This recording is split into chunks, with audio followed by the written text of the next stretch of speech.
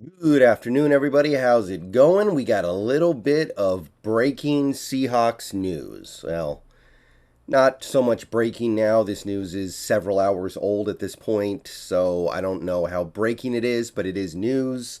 Took me a while to get around to this one, and if we're being straight honest, this isn't the news. This isn't the news that people are waiting with bated breath on, but the Seahawks have made a long term commitment to a player. No, not that player or even that player. It's a player that a lot of Seahawks fans probably don't think about that much because to this point he hasn't played a huge role in anything with this team. But nevertheless, the Seattle Seahawks have decided to make a long term commitment of some sort to defensive tackle Bryan Mone. He has signed a 2 year, $12 million extension that includes a $1.5 million signing bonus, and it also includes the exclusive rights tender that he signed in April. So this keeps him in under contract at least with Seattle through the 2024 season. So basically, this first year, 2022, he's going to get the amount of his tender, which was something like a little shy of 2 million, and then 2023, 2024, he takes on the 2 year, $12 million extension. Now, I'm gonna say this straight up. I don't really know where this comes from, and I don't really know why this needed to be done now. I will recognize that Monet is a player who could have a significant impact on things in 2022 and then command much more money in 2023's offseason. But this strikes me as a little bit of an overreach on the part of the Seahawks for a player who, to this point, has not played more than 500 snaps in any season and hasn't really put his footprint on this team in a big and obvious way. So I don't know. This strikes me as another Will Dissly thing where yeah, the player has some value. The player has a chance to live up to the contract. The player probably adds some stuff to the team that we as just casual watchers don't even pick up on, and even the people who really dig into this stuff may not totally catch on. But I don't know why this needed to be done now, and I don't know why it needed to be for this much. And I don't know. This one's just a little bit weird to me. I didn't see this coming. 2 years, 12 million for Monet. So let's dive into things a little bit here. Monet did have, I guess you could call it a breakout year last year with the Seahawks. Playing the nose tackle role alongside Al Woods. He started games for the first time in his career. He started 5 games. He had a sack and a half, 35 total tackles. Little bit of work getting to the quarterback. I think he had like 4 pressures, but mostly a run stuffing defensive tackle. You can see that he played just shy of 400 snaps. So actually, he has not played more than 400 snaps in any season to this point, unless you count special teams, I guess. But Bryan Mone to this point has been a part-time player. He missed 3 games last year. If you gave him those 3 games that he missed, I think he missed 2 to COVID and 1 to an injury, then he probably would have gotten just shy of 500 snaps. And what has he really done with those 500 snaps? Let's try to answer that question here as we think about this commitment, because the team clearly sees something.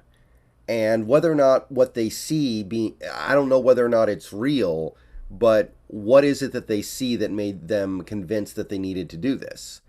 PFF doesn't really see it. Last year they actually gave him a bad grade, less than 49. It was the 1 year in his career where he actually put up significant numbers. If you look at his previous years, he played a decent number of snaps in 2020, but he had 9 tackles. The year before, he barely played. He had 4 tackles on like less than 100 snaps. But the 1 year he actually made a significant statistical contribution, he got a bad PFF grade. The 1 year he had a good grade was the previous year, 2020, when he did incur a 64 grade on a few hundred snaps. But I'm not seeing where this money is coming from. Now, what I will say is this. Mone has the size to be nose tackle in a 3-4 defense. Something you can't really say about some of the other players on this team, like Poona Ford. PFF has him listed at 366. Pro Football Reference has him listed as 345. So he's somewhere between those two numbers probably. So you're looking at a guy who's probably a good like 3.8, and that is valuable. That indicates to me that he will be playing a good role in this defense. He will be contributing in his own way. But is that enough to justify $6 million a year for the next 2 seasons after this one? Let's try to look at this another way, because PFF is not the end-all be-all, especially when it comes to a player like Mone. So let's try to look at this through another lens here. So Matty F. Brown, who's a guy that I often don't really agree with, but I know that he knows this stuff well. I know that he spends a lot of time forming his takes. He really dives deep into the tape in a way that I could never do because I just don't have the time for it. Matty F. Brown, I often disagree with him, but when he says something, I'm at least willing to listen. And I'm open to the possibility of him just knowing something that I don't, because he spends a lot of time on this stuff. And he's come up with some takes that I really disagree with. Of course, he's a very pro Pete Carroll guy. He thinks Pete is great. He thought Ken Norton Jr. was an awesome defensive coordinator. And he completely disagreed with firing him, I believe. So I look at takes like that and I go, I can't get to the point where I agree, but I know that Matty F. Brown is saying this stuff for a reason. Matty F. Brown was kind of the head of the train of the get Russ out of here, he's not good anymore guy, train. And I couldn't get on board with him on some of his takes, but like I said, when he says something, I listen. So Matty F. Brown likes this contract. He earned that. Bryan Mone's improvement, both physically and technically, from his rookie year has been excellent. The 26-year-old is a superb mirror stepper at nose tackle and a highly important cog in the bear fronts the Seahawks will continue to run in 2022. Now, looking at him as a nose tackle, you look at this roster, you see Al Woods, but you know Al Woods, you hope he can give you one more decent year and then probably retire.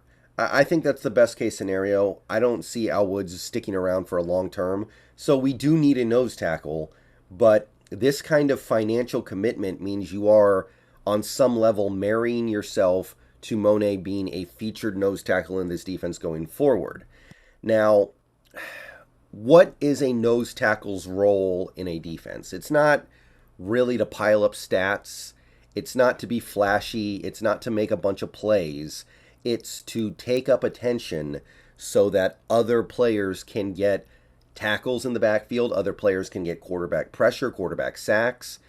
It's kind of a thankless job sometimes. And as a nose tackle specifically, your impact on your team is mostly felt through your team's run defense. And the 2021 Seahawks, and 2021 was the 1 year Mone played a big role, they were excellent against the run. 3.8 yards per carry allowed, second in the league. They had one of the best run defenses in football. So Mone played 400 snaps almost for a really good run defense. And I'm not going to pretend like he was the biggest contributor to that, but he was a contributor to that for sure. Now, a little bit ago, I did mention that Bryan Mone only played in 14 games. He missed the Titans game, the second Rams game, and the Bears game. And a few people have noted that when Bryan Mone missed the Titans game, that was one of the worst games of the season for our run defense. We gave up 212 yards and 3 touchdowns. A lot of that was on one long carry from Derrick Henry, and granted, it was 40 attempts, so you're talking about a little more than 5 yards a carry, which is not atrocious, but it is certainly one of the worst games of the year for the run defense. And a few people have pointed out that, hey, Mone being out of that game was a big reason why we got run all over, because I'm pretty sure Al Woods played in that game, and a lot of people give a lot of credit to Al Woods. I think Poona Ford played in that game. A lot of people give credit to him as well for how good our run defense is, but Mone was out for this game, and clearly there was some effect.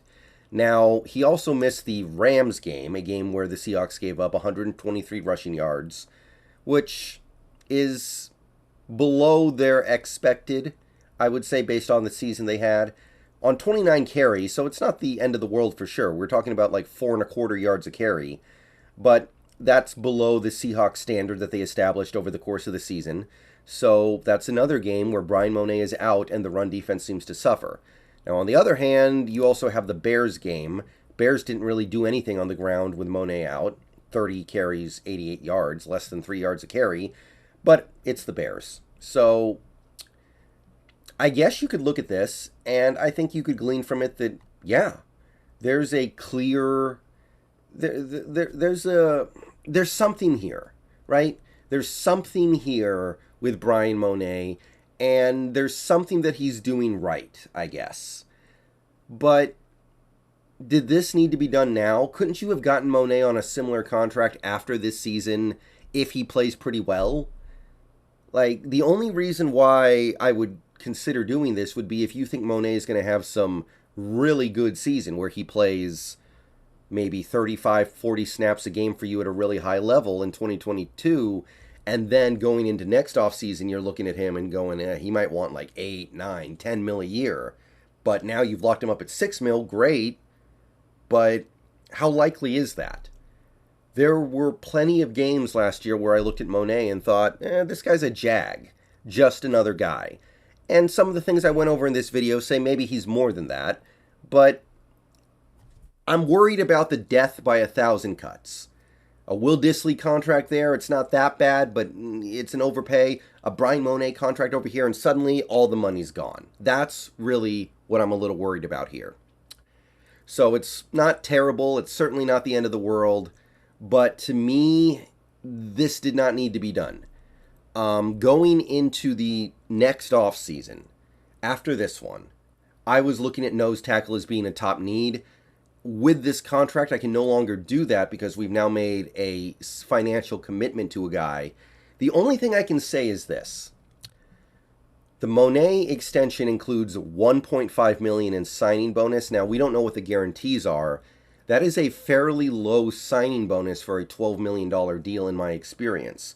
So that tells me a lot of this money may be tied up in incentives, where there's not a whole lot tying us to Mone. It might be really easy to let him go after 2023. It might be free to let him go after 2023. I don't know.